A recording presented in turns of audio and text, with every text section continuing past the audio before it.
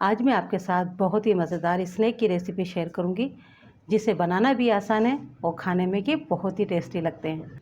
आप इन स्नैक को T time में भी बना सकते हैं और बच्चों को लंच बॉक्स में भी दे सकते हैं। ये इतने टेस्टी बनते हैं। बिस्मिल्लाहिर्रहमानिर्रहीम, अस्सलाम वालेकुम। इसके लिए मैंने लिए हैं बॉयल आलू और यह है 400 ग्राम। सबसे पहले आलूओं को हम मैश करेंगे। जब ये थोड़े गर्म हो तभी आप मैश कर लें। बिल्कुल गर्म नहीं होना चाहिए, ज़्यादा गर्म नहीं होना चाहिए, थोड़े थोड़े गर्म होना चाहिए।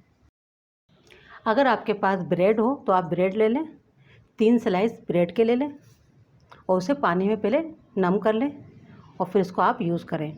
या आपके पास ब्रेड क्रम्ब हो तो आप वो ले लें। तो मैं यहाँ पर ब्रेड क्रम्ब्स ले रही हूँ।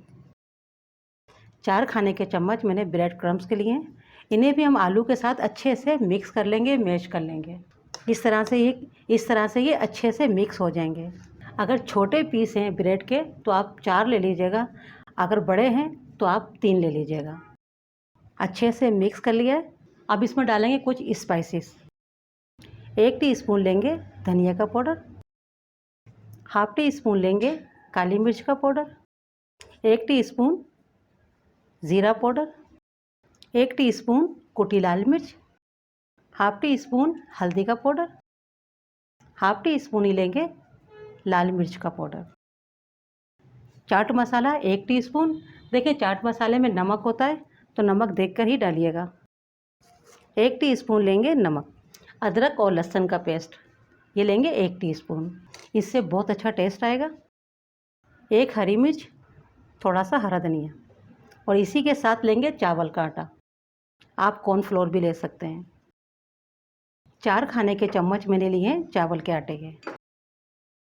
अब इसे हमें अच्छे से हाथों से मिक्स करना होगा। चावल का आटा और ब्रेड क्रम्ब जो हमने डाले हैं ये बाइंडिंग का काम करते हैं।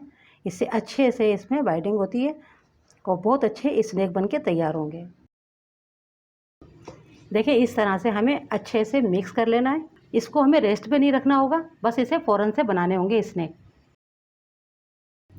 इस तरह से पहले हाथों के ऊपर थोड़ा ऑयल लगा लें, या आप पॉलीथीन ले लें, यानी कुछ चॉपर ले लें, उसके ऊपर आप इसे फैला लें, या आप कटिंग बोर्ड ले रहे हैं थोड़ा सा ऑयल लगा लें ताकि ये चिपके नहीं। इस तरह से हमें इसको हाथों से फैला लेंगे।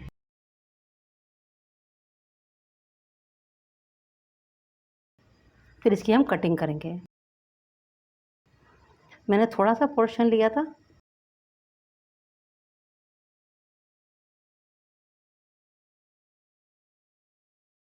थोड़ा सा ऑयल लगा लें ताकि ये चिपके नहीं। इस तरह से कटिंग कर लेंगे और उन्हें एक प्लेट में रखते जाएंगे।